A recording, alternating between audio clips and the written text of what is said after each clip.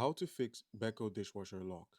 All right, guys. So first, a basic check. Just open and close the door firmly several times. You should hear a clear click. Clean around the latch and door seal with a damp cloth to remove food, soap, or grime buildup.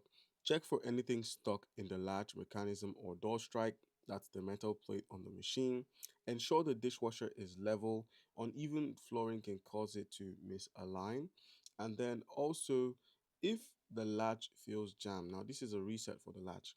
If it feels jammed, unplug the dishwasher for your own safety and then proceed to take up some small flat screwdrivers on either side of the slot to flip or reset the mechanism forward. For integrated models, you may need to remove the outer panel or control fascia to access the latch.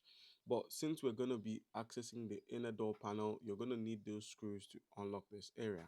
Now, once you have opened that area, all you need to do is locate the door lock and then simply replace the door lock. And then reconnect the wires and reassemble the door and then test the door once more. If it doesn't work, just reach out to a technician.